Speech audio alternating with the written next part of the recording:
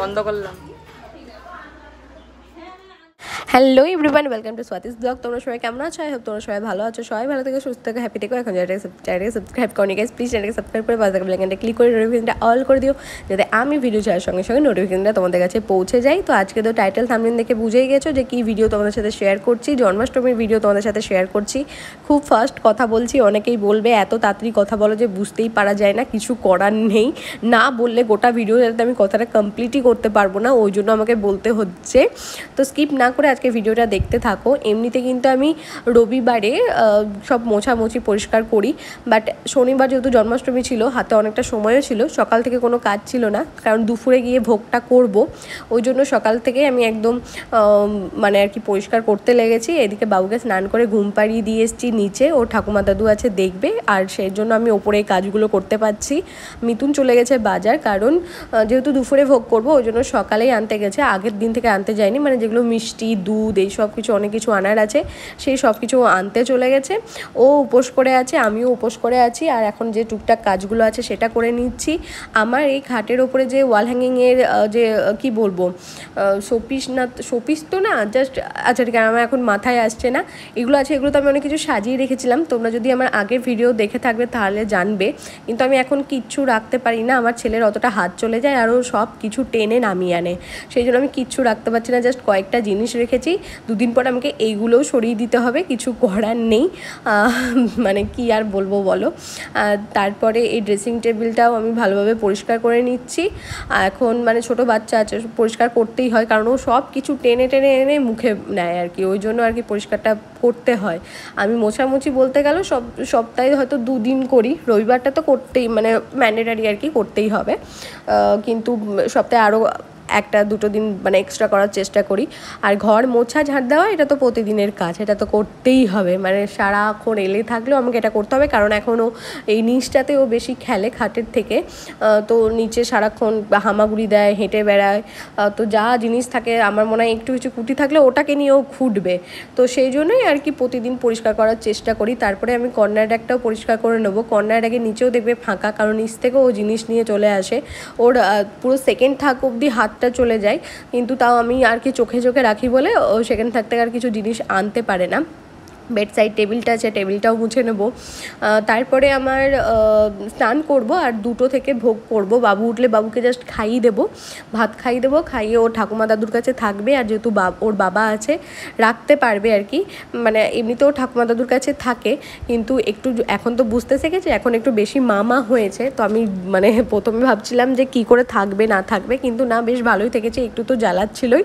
আমার শাশুড়ি বলছে আমি 1 ঘন্টা ধরে ঘুম পাড়ালাম কষ্টে সৃষ্টে, তো মানে মা বাবা বলো মিতুন রেখেছিল বলে আমি ঠাকুরের ভোগ, ঠাকুর মানে গপ্পুকে সাজানো, সেই সব কিছু করতে পেরেছি, একটু পরেই তোমরা দেখতে পাবে।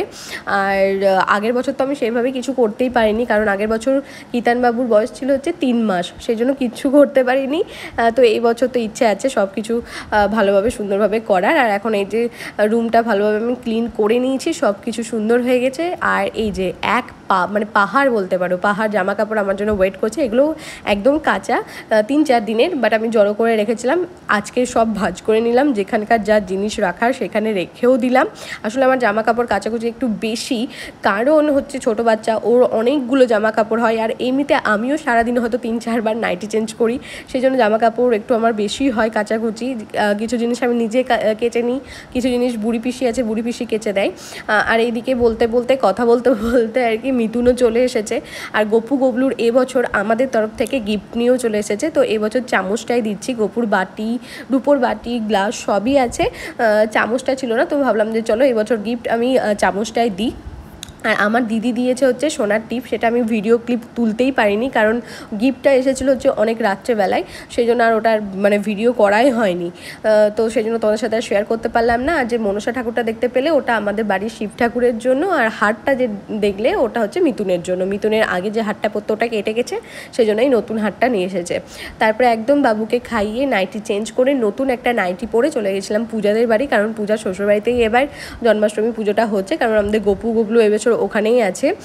আর দিদি তো প্রথমে তাল বড়া তাল লুচি করে নিয়েছে, মুনমুন পিসি সব কিছু মাখিয়ে রাখে একদম হাতের কাছে রেডি করে দিয়েছিল। পূজা সব জোগাড় দিচ্ছিল, ওই চিনি আনা সুজি আনা এগুলো সব কিছুও করছিল। আর এইদিকে তো দেখতেই পাচ্ছ মামুনি এখন নারকেল কুটছে, আর আমাকে মালপোয়ার ব্যাটারটাও মুনমুন পিসি সব তৈরি করে দিয়েছিল, জাস্ট আমি এখানে আর কি ভেজে নিচ্ছি।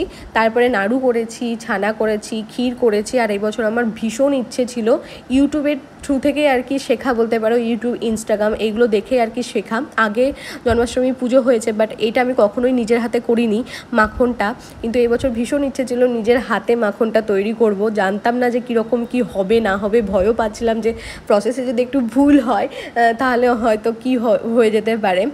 তো ঠাকুরকে প্রণাম করে একদম লেগে পড়লাম মাখন বানাতে। আর পূজাকে আগের দিন থেকেই বলেছিলাম যে আমার জন্য একটু বরফ জমিয়ে রাখিস, আর ঘি নিয়ে এসেছিলো মিথুন, তো ওই ঘি আর এই বরফ দিয়েই করছি। তার সঙ্গে তো অবশ্যই মিচড়ি তো অ্যাড করেইছি। আর বিশ্বাস করে প্রথমবার করলাম, প্রথমবারই ভীষণ ভালো হয়েছিল। তো আমি তো ভীষণ হ্যাপি হয়ে গেছিলাম। আসলে মন থেকে যদি তুমি কিছু চাও সেটা তুমি পাবেই, সেটা তোমার ভালো হবে মন থেকে যদি কোনো কিছু করার চেষ্টা করো। তো এই বছর আমার ভীষণ ইচ্ছা ছিল মাখনটা তৈরি করার। হ্যাঁ, এমন কিছু হয়তো ব্যাপার নয়, বাট তাও প্রথমবার একটা জিনিস করছি, তা আবার মানে ভগবানের জন্য, তো একটা তো টেনশন হবেই, তাই না? তো এই হচ্ছিল ব্যাপার। তারপরে একদম গপু গবলুকে সাজাতে লাগলাম, কারণ কিছুক্ষণ পরই পুজো হবে। আর এইদিকে সব ভোগ করা কমপ্লিট হয়ে গেছে, সবাই মিলে সব কিছু করে নিয়েছি। আর এখন মানে গপু গবলুকে প্রত্যেক বছর আমি সাজাই। আর এই যে সিংহাসনটা দেখতে পাচ্ছ, এটা আমরা আগের বছরই কিনেছিলাম, কারণ ব্যাকগ্রাউন্ডটা এত সুন্দর, আলাদা করে ব্যাকগ্রাউন্ডটা সাজানোর দরকারই নেই। তো সেই জন্য এটা আগের বছরই কেনা হয়েছিল। আর গপুর যা গয়না গাটি আছে সুন্দর করে সাজিয়ে দিচ্ছি। যে গয়না গাটি আছে সেগুলো তোমাদের সাথে শেয়ার করবো, সেটা হচ্ছে শর্টসে শেয়ার করবো। সেটা দেখার জন্য কিন্তু অবশ্যই চ্যানেলটাকে সাবস্ক্রাইব করো। আর এখানে আমি মুকুটের মধ্যে একটা ময়ূরের পালক ভরে নিচ্ছি। তো এইভাবে আমি গপু গবলুকে সাজাই, আমার মনের মতন করে সাজাই, কেউ জাজ করো না, কারণ আমি যতটা যা পারি যা করি মানে সেই অনুযায়ী আর কি সাজানোর চেষ্টা করি। এরপরে যাব হচ্ছে শাড়ি পরতে, মানে ফলটা কাটবো, ফল কাটার পর একদম শাড়ি পরতে চলে যাব। শাড়ি পরে আমার কিতানবাবুকে রেডি করে আবার চলে আসবো, কারণ কিছুক্ষণের মধ্যে দাদু পুজো করতে বসবে। তো তখন তো সবাই আসবেই আর কি। আর এখানে জগন্নাথ দেবকেও রেডি করে দিয়েছি। जय जगन्नाथ, जय बलराम, जय सुभद्रा, राधे राधे, हरे कृष्ण कृष्ण कृष्ण हरे हरे, हरे राम राम राम हरे हरे। আর এখানে তো দেখতেই পাচ্ছ দাদু পুজোতে বসে গেছে।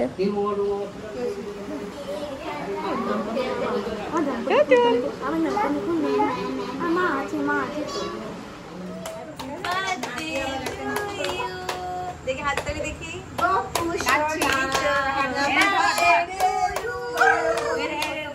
দেখি চাকু আছে।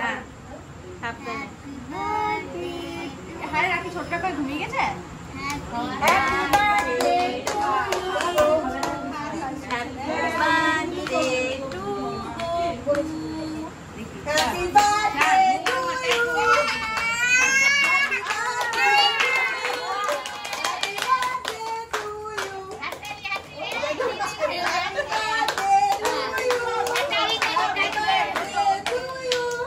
বন্ধ করে দেবো, বন্ধ করে দিচ্ছি, বন্ধ করে দিচ্ছি।